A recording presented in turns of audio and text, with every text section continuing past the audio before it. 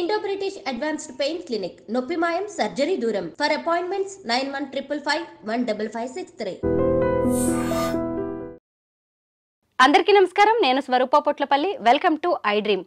శివుడంటే నిరాకారుడు. ఆయనకెంతో ఇష్టమైన పవిత్రమైన మాసం కార్తీక మాసం.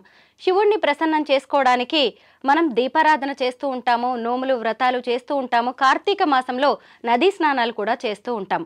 అసలు శివుడంటే ఎవరు? ఆయన అనుగ్రహం ఎలా పొందాలి?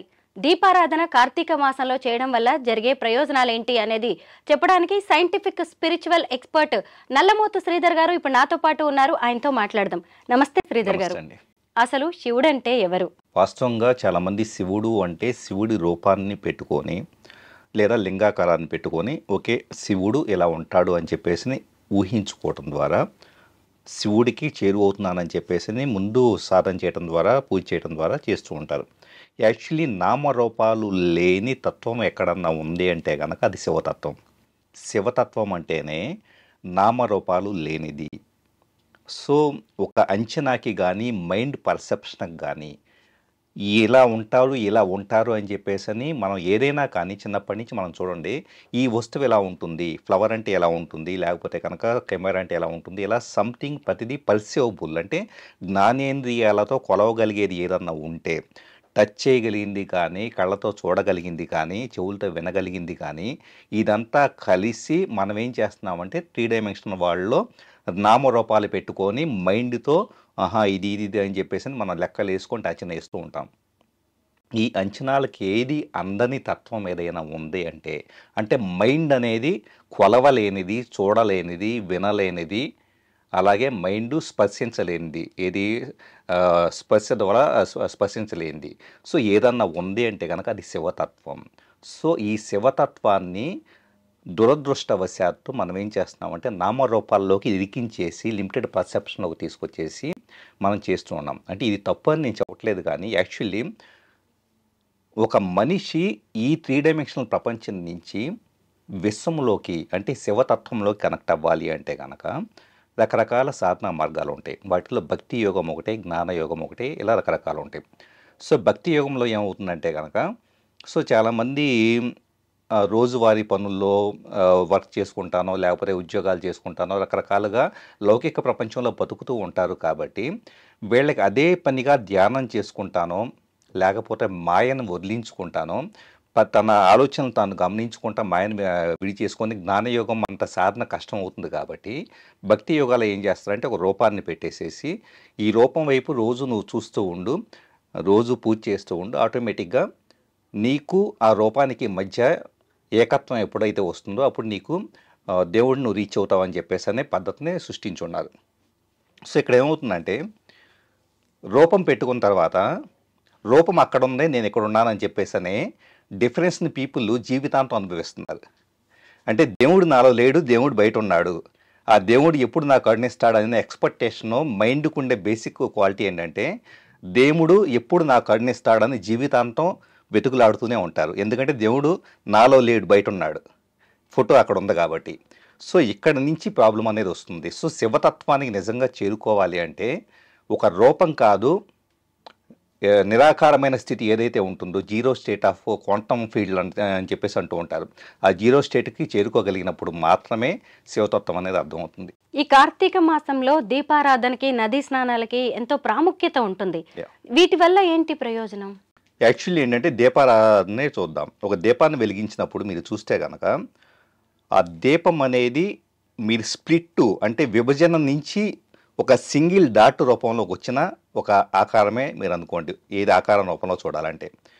అప్పటిదాకా వాస్తవంగా స్ప్లిట్గా ఉండే పర్సనాలిటీ అంటే మీ అభిప్రాయాలు వేరు. అంటే మనిషి ఎక్కడ దేవుడి నుంచి సపరేట్ అవుతాడంటే మీరు దేవుడే, నేను దేవుడే, అందరూ దేవుడు అనుసరించి వచ్చామని చెప్పేసి మంచిగా కబుర్లు చెప్పుకుంటా ఆధ్యాత్మికంగా మాట్లాడుకుంటూ ఉంటాం. కానీ విడిగా వచ్చేటప్పటికే మీ అభిప్రాయాలు, మీ చదివిన పుస్తకాలు, మీకు నచ్చిన హీరో, మీకు నచ్చిన విషయాలు, మీకు నచ్చిన ఫుడ్ అన్నీ మీరు నేను ఇది అని చెప్పేసి మీరు ఫైట్ చేస్తూ ఉంటారు. నేనేం చేస్తాను, నాకు ఇది నచ్చుతుంది స్వరూప గారు అని చెప్పేసి నేను ఫైట్ చేస్తాను. సో ఇప్పుడు ఏమవుతుంది, దేవుడి నుంచి వచ్చిన ఒక 2 అంశాలుగా మీరు నేను ఫైట్ చేసుకుంటా వచ్చినప్పుడు స్ప్లిట్ ఏర్పడింది. అంటే దేవుడి యొక్క ఎనర్జీ ఏమైంది, ఇలా ఉన్నది కాస్త వచ్చేటప్పటికే యాక్చువల్లీ మీకు ట్రయాంగిల్లో దేవుడు అనేది పైన ఉండే కోన్ అనుకుందాం, ఈ కింద ఉండే డిఫరెంట్ కోన్స్గా మీరు నేను ఉన్నాం అనుకుందాం. ఇప్పుడు ఏమవుతుంది, సపరేషన్ ఏర్పడింది. ఈ సపరేషన్ అంతా కలిసి మళ్ళా పైకి సింగిల్ ఎనర్జీగా మెర్జింగ్ అవ్వాలంటే, అద్వైత స్థితికి చేరుకోవాలంటే కనుక మా అభిప్రాయాలు వేరైనా కూడా మేము ఒక అన్కండిషనల్ లవ్ ఉన్న సోల్సమే, విశ్వంలో ఉన్న శక్తి రూపాలమే, దేవుడి రూపాలమే అని చెప్పేసి అనే స్థితికి మనిషి చేరుకోవాలి అంటే ఆ స్థితిని గుర్తు తెచ్చే ఏదైనా రిప్రజెంటేషన్ కావాలి. కాబట్టి ఆ రిప్రజెంటేషనే దీపం. నదీ స్నానాలు స్నానాలు వచ్చేటప్పటికి మనిషిని పవిత్రంగా ఉంచడం కోసం, అంటే శారీరకంగా మనిషి పవిత్రంగా ఉన్నాడు అనుకోండి. సో నదిలో ఏమవుతుందంటే యాక్చువల్లీ చాలామంది చెరువుల్లో కానీ వీటిలో స్నానాలు కూడా కొంతమంది చేస్తూ ఉంటారు. నదిలో ప్రవహించే నీటిలో ఉండే ఎనర్జీ డైనమిజం ఉంటుంది. ఎందుకంటే రాళ్ల మీద ఎలా పడుతూ వచ్చేసి, సో ఎనర్జీ మూమెంటంలో ఎలా వచ్చేసినప్పుడు ఏమవుతుందంటే ఇది ఉంటుంది. చిన్న ఎగ్జాంపుల్ చెబుతాను. యాక్చువల్లీ ఇక్కడ నేను కూర్చొని ఉండి ఏ పని చేయకుండా ఎలాగే కూర్చొని ఉంటే కనుక నా శరీరంలో బ్లడ్ సప్లై సరిగా ఉండదు కదా. సేమ్ అదే పద్ధతిలో స్టాగ్నెంట్గా ఉండే వాటర్లో శక్తి ఉండదు, నదిలో ప్రవహించే నదిలో వచ్చి శక్తి ఉంటుంది. సో కార్తీక మాసంలో వచ్చేటప్పటికి మనిషి శక్తి కదలికలు సరిగా లేక చలి వలన బ్లడ్ సర్క్యులేషన్ తగ్గిపోయేసి ఆటోమేటిక్గా మనిషి వచ్చేటప్పటికి ఎనర్జీ తక్కువగా ఉంటుంది. కాబట్టి నదీ స్నానం చేయటం ద్వారా ఆ డైనమిక్ నేచర్ ఆఫ్ ఇది తన శరీరంలో రావడానికి ఇది హెల్ప్ అవుతుంది. శ్రీధర్ గారు, బోళాశంకరుడైన శివుడు అభిషేక ప్రియుడు.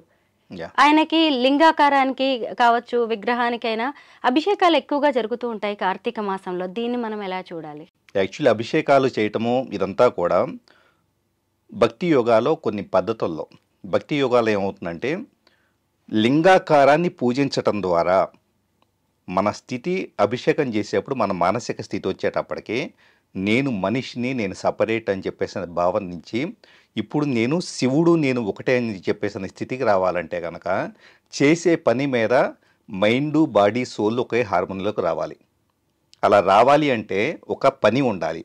ఆ పని ఏంటి? అభిషేకం కావచ్చు, పూజ కావచ్చు, నామాలు చదవటం కావచ్చు, లేదా యజ్ఞాలు చేయటం కావచ్చు. ఆ యజ్ఞాలు కొన్ని రకాల ఎనర్జీ స్టిమ్యులెంట్స్ని, ఇప్పుడు నెయ్యి ఇలాంటివన్నీ యూజ్ చేసి స్టిమ్యులెంట్స్ని యూజ్ చేసేసి అక్కడ ఎనర్జీ ఫ్రీక్వెన్సీని, ఆ చుట్టూ యాంబియన్స్ని క్రియేట్ చేయడం కావచ్చు, ఎనర్జీస్ని ఇన్వైట్ చేయడం కావచ్చు, యూనివర్సల్ ఎనర్జీస్ని. ఇవన్నీ కూడా భక్తి యోగాలో ఏర్పాటు చేయబడిన కొన్ని పద్ధతులు. ఎందుకంటే కనుక అక్కడ ఒక రూపం ఉంటేనే నమ్మే స్థితిలో భక్తులు ఉన్నారు. కాబట్టి భక్తి యోగాలో అంటే రూపం లేకుండా శివుడిని చేరుకునే వాళ్ళు, రూపంతో సంబంధం లేకుండా సాధనలు చేసేవాళ్ళు జ్ఞానయోగాలో ఉంటారు.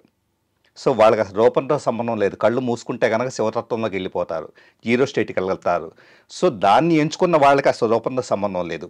కానీ భక్తి యోగాలు వచ్చేటప్పుడు నాకు రూపం కనపడితే నమ్మగలుగుతున్నాను అనే స్థితిలో ఉన్న వాళ్ళ కోసం, సరే రూపాన్ని చూడు, శివలింగాన్ని చూడు, అభిషేకం చేస్తూ ఉండు, చేసేటప్పుడు శివుడు నేను ఒకటే అని చెప్పేసి అనే స్థితికి వెళ్ళినప్పుడు నీకు శివుడు కనెక్ట్ అవుతాడు అని చెప్పడం అభిషేకంగా నీ పనులు వీటన్నిటి యొక్క లక్ష్యం. కార్తీక మాసంలో వనభోజనాలు కూడా చేస్తూ ఉంటారు. ఉసిరి చెట్ల కింద భోజనాలు, తోటల్లోకి వెళ్ళడం, అందరినీ కలవడం, ఇది కార్తీక మాసంలోనే ఎందుకు చేస్తూ ఉంటాము?